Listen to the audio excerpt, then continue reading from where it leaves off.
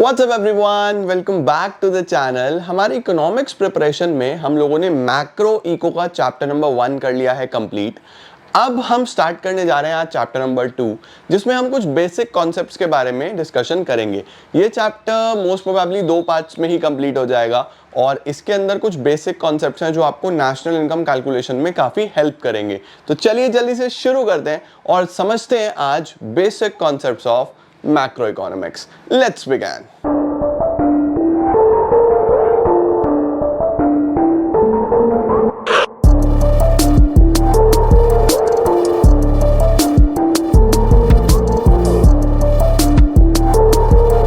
तो we'll start with the very first concept, जिसको हम लोग बोलते हैं the domestic territory.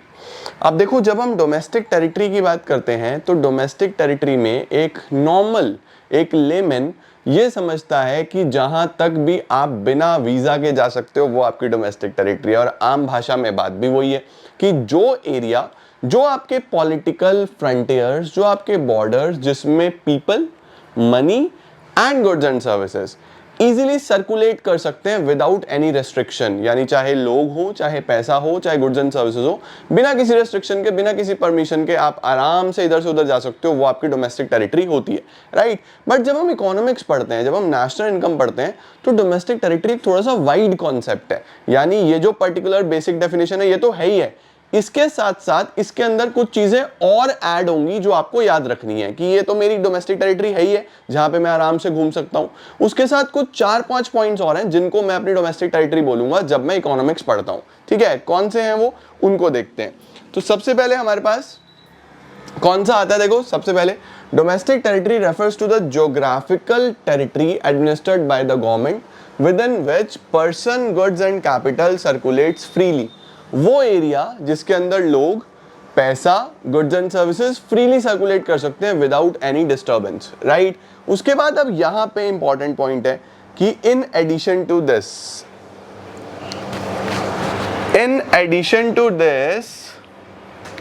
Domestic territory also includes ships and aircrafts owned and operated by normal residents between 2 or more countries। अगर 2 countries के बीच में कोई ships या aircrafts हैं, ध्यान से समझना, ships या aircrafts। अब हम इंडिया के पॉइंट ऑफ व्यू से पढ़ते हैं। देखो, इंडिया के अंदर हम जहां भी घूमेंगे वो हमारी डोमेस्टिक टेरिटरी है। उसके साथ साथ अगर किसी इंडियन का, दिस इज वेरी इंपॉर्टेंट, ये वो हमारा रेजिडेंट होना चाहिए। रेजिडेंट का मतलब जो हमारे देश में ही रहता हो। किसी इंडियन का कोई शिप या एयरक्राफ्ट है जो ऑपरेट किया जा रहा है 2 कंट्रीज के बीच में, यानी इंडिया से यूएस, यूएस से इंडिया, अगर कोई शिप या एयरक्राफ्ट चल रहा है और किसी इंडियन का है, तो जो वो पर्टिकुलर शिप या एयरक्राफ्ट है वो जहां जहां भी चलेगा वो हमारी डोमेस्टिक टेरिटरी होगी।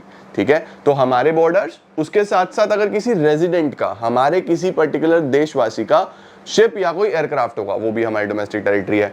उसके बाद फिशिंग वेसल्स का मतलब जो फिशिंग करने के लिए बोट्स वगैरह यूज करी जाती हैं या वेसल्स यूज किए जाते हैं जो इंटरनेशनल वाटर्स में चल रहे हैं, यानी हमारे इंडिया के पानी से बाहर निकल गए, वो भी हमारी डोमेस्टिक टेरिटरी में होगा। Fishing vessels, oil and natural gas rigs. Rigs का क्या मतलब होता है बेटा जी? रिग्स का मतलब ना बड़े बड़े कंटेनर्स होता है जिसके अंदर ऑयल और नेचुरल गैस स्टोर करी जाती है। देखो, ऑयल और नेचुरल गैस एक ऐसी चीज है जो हाईली इन्फ्लेमेबल होती है, इनके अंदर बहुत जल्दी आग लग जाती है, तो इसको कूल रखने के लिए पानी के अंदर स्टोर किया जाता है। पानी के अंदर बड़े बड़े कंटेनर्स होते हैं, उसके अंदर स्टोर किया जाता है। तो अगर कोई हमारा कंटेनर है बट वो इंडिया से बाहर है तो भी वो हमारी डोमेस्टिक टेरिटरी में ही होगा, क्योंकि कंटेनर तो हमारा है ना, राइट। तो फिशिंग वेसल्स, ऑयल और नेचुरल गैस के रिग्स, फ्लोटिंग प्लेटफॉर्म्स का मतलब जो पानी के ऊपर फ्लोट कर सकते हैं, है ना, सबमरीन्स वगैरह, फ्लोटिंग प्लेटफॉर्म्स ऑपरेटेड बाय, किसके होने चाहिए? हमारे रेजिडेंट के, यानी किसी ना किसी भारतीय के, resident of a country in the international waters, की चाहे वो इंटरनेशनल वाटर्स में है, चाहे वो हमारे वाटर्स से बाहर हैं, स्टिल क्योंकि वो हमारे रेजिडेंट के हैं, हमारे को उसका एक्सक्लूसिव राइट ऑफ ऑपरेशन है, तो वो हमारी टेरिटरी होगी। तो क्या क्या हमारी टेरिटरी में आ गया? बेसिक डेफिनेशन तो हो ही गई। उसके बाद कोई शिप्स एंड एयरक्राफ्ट्स, कोई fishing vessels, oil and natural gas के रिग्स हो गए, उसके अलावा फ्लोटिंग प्लेटफॉर्म्स हो गए। 4 चीजें आपको याद रखनी है अभी तक, other than your basic territory. उसके साथ साथ आगे क्या आता है? एम्बेसीज। एम्बेसी क्या होता है? देखो, हर कंट्री की एम्बेसी होती है। लाइक फॉर एग्जांपल हम इंडिया से कहीं यूएस गए और यूएस में हमारे पासपोर्ट पे कोई प्रॉब्लम है या हमारा पासपोर्ट खो गया या हमें कोई और प्रॉब्लम आ रही है, तो हमें कौन मदद करेगा? अगर लैंग्वेज बैरियर है, हम तो बोल नहीं सकते उनकी लैंग्वेज, ना हमें कोई समझने वाला है, तो इंडिया की एम्बेसी होगी यूएस में। सिमिलरली इंडिया की एम्बेसी होगी कहाँ पे? एम्बेसी क्या होता है? एम्बेसी एक ऑफिस होता है जिसके अंदर किसी भी देश के, जिनको हिंदी में बोलते हैं राजदूत, काम करते हैं। राजदूत का मतलब रिप्रेजेंटेटिव्स, जो हेल्प करते हैं अपने पर्सन्स को किसी भी प्रॉब्लम में। सिमिलरली इंडिया में अगर आप देखोगे, जो बच्चे दिल्ली वाले हैं वो तो समझ सकते हैं, बट जो बाहर से हैं वो देखेंगे दिल्ली में हर कंट्री की एम्बेसी है, यानी एक ऑफिस है जहाँ पे उनके रिप्रेजेंटेटिव्स बैठते हैं। जैसे चाइना की होगी, ऑस्ट्रेलिया की होगी, यूएस की होगी, हर कंट्री की एम्बेसी होगी ही होगी। तो एम्बेसी जिस देश की, उसकी डोमेस्टिक टेरिटरी। फॉर एग्जाम्पल हमारी इंडियन एम्बेसी यूएस में है, तो जिस एरिया में है वो हमारी टेरिटरी होगा। इंडिया की एम्बेसी चाइना में है, तो जिस एरिया में है वो हमारी डोमेस्टिक टेरिटरी होगा। समझे? तो एम्बेसी आ गया। कॉन्सुलेट्स, कॉन्सुलेट्स का मतलब क्या होता है? देखो, अगर कोई हमारा कोई ऑफिशियल है, कोई इंडियन ऑफिशियल है जो इंडिया को रिप्रेजेंट कर रहा है बाहर किसी इंटरनेशनल मैटर में, फॉर एग्जांपल किसी मीटिंग के लिए हमारा कोई ऑफिसर गया है, उसको हम कॉन्स्यूल बोलेंगे, जो हमें रिप्रेजेंट करेगा, जो इंडिया को रिप्रेजेंट करेगा। अब उसका जो ऑफिस होगा, जो पर्टिकुलर स्पेस में वो जाके ऑपरेट करेगा, उसको कॉन्स्यूलेट बोला जाता है। तो कॉन्स्यूलेट भी हमारी डोमेस्टिक टेरिटरी में आएगा।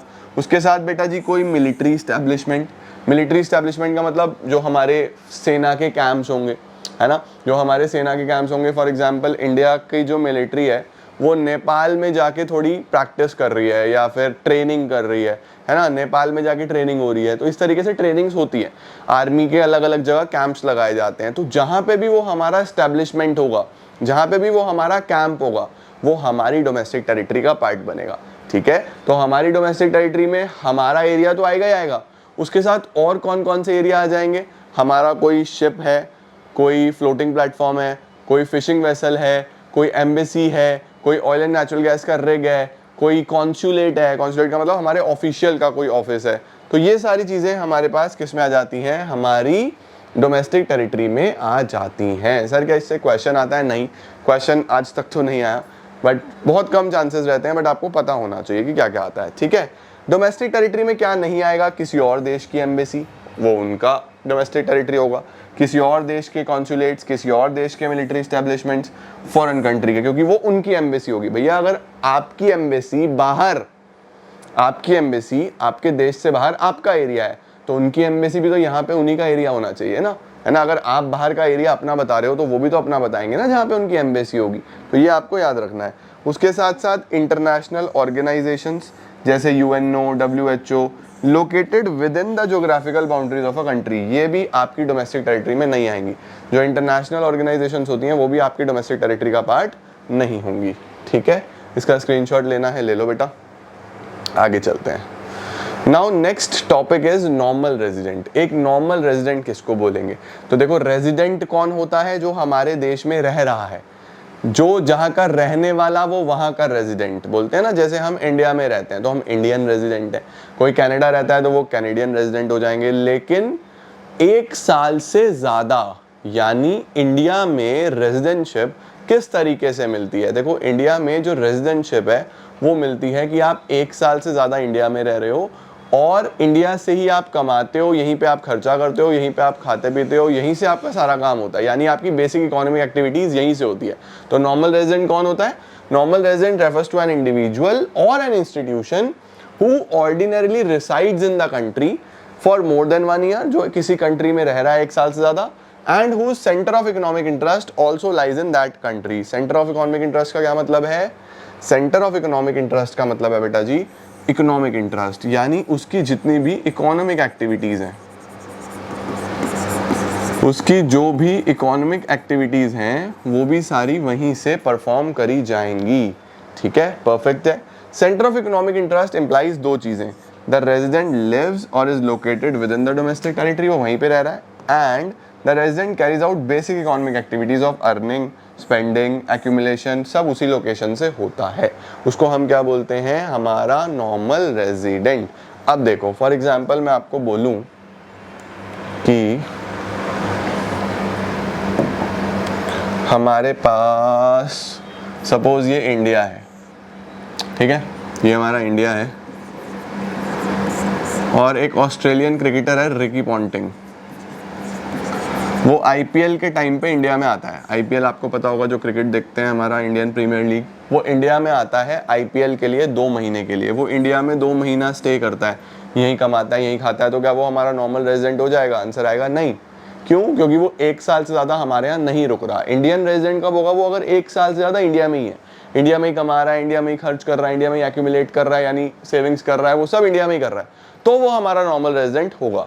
ठीक है। अच्छा, अब मैं बोलूँ हमारे इंडियन क्रिकेटर्स बाहर गए हैं 4 महीने के लिए, इंडियन क्रिकेटर्स बाहर गए हैं 4 महीने के लिए, क्या वो हमारे नॉर्मल रेजिडेंट होंगे? यस। 4 महीने के लिए गए हैं तो क्या हो गया? वो रहते तो हमारे देश में ही हैं। हमारे रेजिडेंट कब नहीं होंगे? वो जब 1 साल से ज़्यादा कहीं बाहर रह रहे होंगे। 1 साल से ज़्यादा अगर कहीं बाहर रह रहे होंगे, फिर वो वहाँ के रेजिडेंट हो जाएंगे। ठीक है, परफेक्ट है। तो रेजिडेंटशिप एक रहने वाला कॉन्सेप्ट है, सिटीजनशिप अलग कॉन्सेप्ट है, उसमें कंफ्यूज मत होना। सिटीजन जिसको इंडिया में वोट करने का अधिकार है, वो इंडियन सिटीजन है। अगर रिकी पॉन्टिंग 1 साल से ज्यादा इंडिया में भी रहता है ना, तब भी वो इंडिया का रेजिडेंट बनेगा, इंडियन सिटीजन नहीं बनेगा। बच्चों याद रखना, सिटीजनशिप एक अलग कॉन्सेप्ट है। सिटीजनशिप कैसे मिलती है?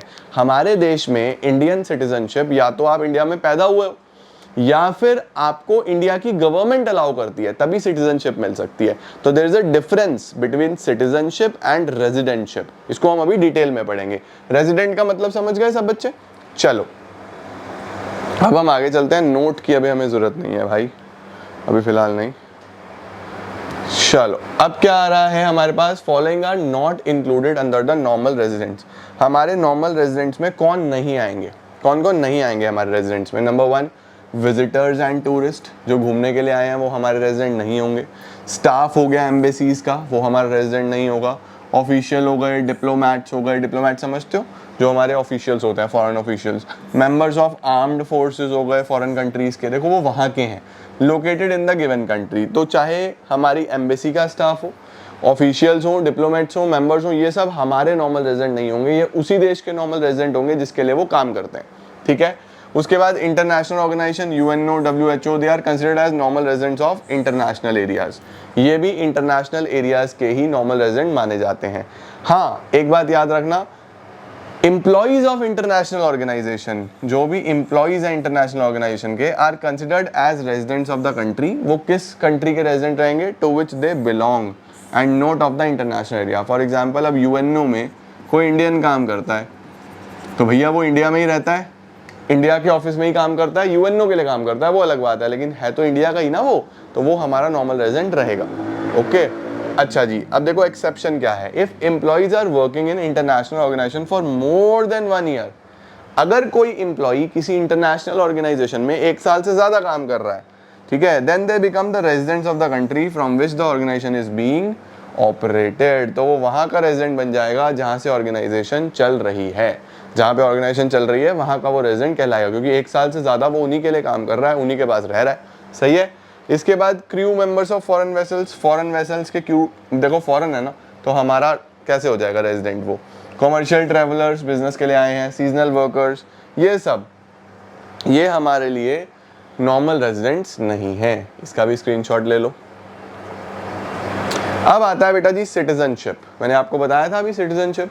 सिटीजनशिप का मतलब होता है कि आप किस देश के सिटीजन हो। जैसे मैं इंडियन सिटीजन हूँ, तो मैं कैसे इंडियन सिटीजन हूँ? मुझे इंडिया में वोट करने का अधिकार है, मैं इंडिया में ही पैदा हुआ हूँ, मैं इंडिया से ही सारा काम कर रहा हूँ, तो I am an Indian citizen, मेरा आधार कार्ड बना है ना। तो देखो क्या लिखा है, it is a legal concept. Citizenship एक कैसा कॉन्सेप्ट है?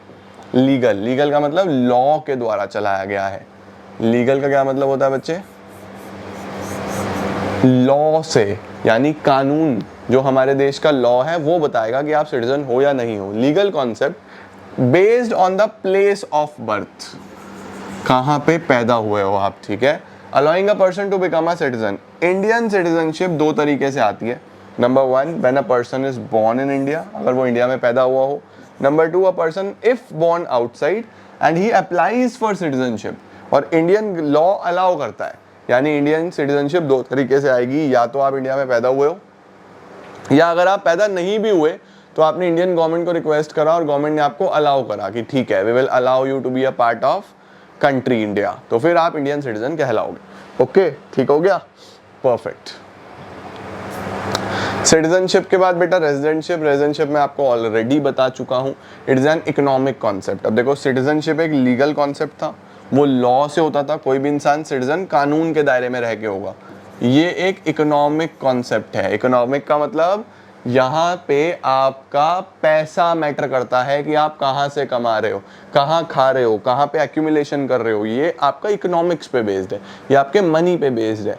ठीक है, तो क्या लिखा है?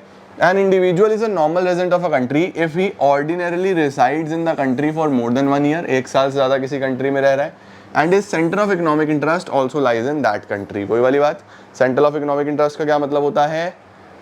Earning, spending, accumulation. ठीक है, इसके बाद क्या आता है? एग्जाम्पल देखो, a Chinese living in India for more than 1 year. अगर कोई चाइनीज है और वो इंडिया में रह रहा है 1 साल से ज़्यादा, तो वो नॉर्मल रेजिडेंट जरूर हो जाएगा, लेकिन सिटीजन नहीं होगा हमारे देश का। सिटीजनशिप के लिए तो या तो वो इंडिया में पैदा हो या गवर्नमेंट उसको अलाउ करे, है ना। फिलहाल ऐसा नहीं होगा। तो देखो क्या लिखा हुआ है, a person can be a citizen of one country and at the same time a resident of another country. एक पर्सन सिटीजन हो सकता है एक देश का, लेकिन रेजिडेंट किसी और कंट्री का हो सकता है। जैसे हम एनआरआईज बोलते हैं ना, नॉन रेजिडेंट इंडियंस, इसका मतलब वो इंडिया के सिटीजन तो हैं लेकिन रेजिडेंट नहीं है, वो रहते बाहर हैं, इसीलिए उनको एनआरआईज बोला जाता है। अभी समझ में आया? ठीक है, चल, सिटीजनशिप डन, रेजिडेंटशिप डन। इस कॉन्सेप्ट को हम लास्ट में पढ़ेंगे। अब हमारे पास एक छोटा सा कॉन्सेप्ट आ रहा है, factor income and transfer income. Sir what is factor income and what is transfer income? तो देखो हमारे पास इकोनॉमिक्स में ना इनकम्स को 2 पार्ट्स में डिवाइड करा गया है, एक फैक्टर इनकम और एक ट्रांसफर इनकम। ठीक है सर, 2 पार्ट्स में क्यों डिवाइड करा गया है? देखो आपको जो इनकम होती है ना वो 2 तरीके से होती है। एक तो होती है जो आपने मेहनत करके कमाई है, जो आप मेहनत करके, हार्ड वर्क करके, आप लेबर कर रहे हो तो आपको सैलरीज मिल रही है, आपने अपना किसी को बिल्डिंग दिया हुआ है तो आपको रेंट मिल रहा है, तो ये कमाई गई है, ये मुफ्त में नहीं मिली। कोई स्कॉलरशिप मिल जाए, कोई अलाउंस मिल जाए गवर्नमेंट की तरफ से, गिफ्ट मिल जाए, एक तरीके से पैसा आ जाए गवर्नमेंट की तरफ से, कोई लॉटरी निकल जाए, ये इनकम कमाई नहीं गई है, ये बस मिली है, ये बस रिसीव हुई है। तो जो इनकम अर्न करी जाती है, जो कमाई जाती है, उसको फैक्टर इनकम बोलते हैं, और जो इनकम बस रिसीव हो जाती है उसको हम ट्रांसफर इनकम बोलते हैं। तो फैक्टर इनकम जो है वो एक अर्निंग कॉन्सेप्ट है, यानी कमानी पड़ेगी, लगातार मेहनत करनी पड़ेगी तो पैसा मिलेगा। ट्रांसफर इनकम एक रिसिप्ट कॉन्सेप्ट है, ये आपको सीधा रिसीव होती है, इसमें कोई लगातार मेहनत आपको नहीं करनी। देखो फैक्टर इनकम क्या है? It is the income received by factors of production. ये सिर्फ फैक्टर्स ऑफ प्रोडक्शन को मिलती है for providing their services in the production process. क्यों मिलती है? क्योंकि उन्होंने अपनी सर्विसेज दी है प्रोडक्शन प्रोसेस में। ट्रांसफर इनकम कौन सी होती है? Income received without providing any services in return. पैसा मिल जाता है लेकिन इसके बदले में आप कोई सर्विस नहीं देते हो। नेशनल इनकम में याद रखना बेटा, it is included in both national income and domestic income. जब भी आप अपने देश की डोमेस्टिक इनकम या नेशनल इनकम कैलकुलेट कर रहे होगे तो आप उसमें इनको इंक्लूड करोगे। Factor incomes are included, transfer incomes are not included, ये इंक्लूड नहीं करी जाती, neither in national income nor in domestic income. Sir ऐसा क्यों? अभी तुम नेशनल इनकम निकालना सीखोगे तो वहां पे हम देखेंगे ट्रांसफर इनकम्स ऐड नहीं होंगी। सर क्यों नहीं होती? देखो क्योंकि जब भी हम देश की इनकम कैलकुलेट करते हैं ना, तो वो हम प्रोडक्शन पे बेस्ड कैलकुलेट करते हैं कि हमारे देश में कितना प्रोडक्शन हुआ है, उससे कितनी इनकम हुई है। ये वाली इनकम अगर आप नेशनल इनकम में ऐड कर लोगे तो देश के अंदर इनकम बढ़ के आ जाएगी, जबकि एक्चुअल में उतना डेवलपमेंट नहीं हुआ होगा, क्योंकि देश की इनकम तो डेवलपमेंट दिखाता है ना। तो अगर आप इस इनकम को ऐड करोगे तो वो सही क्राइटेरिया नहीं होगा, इसीलिए हम ट्रांसफर इनकम ऐड नहीं करते, फैक्टर इनकम ऐड करते हैं। सही हो गया। उसके बाद ये किसको मिलती है? Received by factors of production. ये किसको मिलती है? हाउस होल्ड्स को, गवर्नमेंट्स को। ये सिर्फ फैक्टर्स ऑफ प्रोडक्शन को ही मिलती है अपनी सर्विसेज के बदले में, और ये हाउस होल्ड्स और फर्म्स को मिलता है। इसके एग्जाम्पल्स क्या हैं? देखो, rent, wages, interest, profit. Rent किसके बदले मिलता है? लैंड के। लेबर को वेजेस एंड सैलरीज। इंटरेस्ट किस पे मिलता है? कैपिटल पे। और प्रॉफिट एंटरप्रेन्योर को मिलता है अपनी मेहनत करने के लिए। तो लैंड, लेबर, कैपिटल, एंटरप्रेन्योर, इस पे आपको ये सब चीज़ें मिलती हैं। और इधर क्या क्या एग्जांपल्स आ जाते हैं? स्कॉलरशिप्स हो गया, ओल्ड एज पेंशन्स हो गई, अनएम्प्लॉयमेंट अलाउंस हो गया, ये सारी चीज़ें ट्रांसफर इनकम में आ जाती है। इसका स्क्रीनशॉट ले लेंगे बेटा, factor income and transfer income. ठीक है जी, तो यहाँ पे हमारा आधा चैप्टर खत्म हो जाता है। यहाँ से ट्रांसफ़र रिसिप्ट से करंट ट्रांसफर्स, कैपिटल ट्रांसफर्स, यहाँ से हम नेक्स्ट पार्ट में स्टार्ट करेंगे और चैप्टर को करेंगे and. Half chapter is done, आधा चैप्टर मैं अगली क्लास में कराता हूँ। तब तक आप इसका क्विक रिवीजन ले लो, जो भी आप बुक फॉलो कर रहे हो उसकी एक रीडिंग लगा लो और मुझे कमेंट्स में ज़रूर बताना आप लोगों ने सर्कुलर फ्लो के बैक एक्सरसाइजेस कर लिए क्या। अगर कर लिए तो कोई प्रॉब्लम तो नहीं आई ना, क्या सारे क्वेश्चंस आपको क्लियर हो गए? नहीं करे तो आज करना स्टार्ट कर देना, ठीक है। Thank you so much guys for joining इन। आप लोग इसी तरीके से पढ़ाई करते रहो। ऑल्सो अगर आप लोग मुझे इंस्टाग्राम पे भी सपोर्ट करोगे तो it will be a big thing for me. If you are on Instagram तो फॉलो ज़रूर करना, चेकआउट ज़रूर करना। मैं वहाँ पे भी Q&As और कुछ बहुत इंपॉर्टेंट अच्छी नॉलेजेबल रील्स अपलोड करता रहता हूँ। Thank you so much guys for joining in. I am gonna see you all tomorrow. Till then take care, bye bye.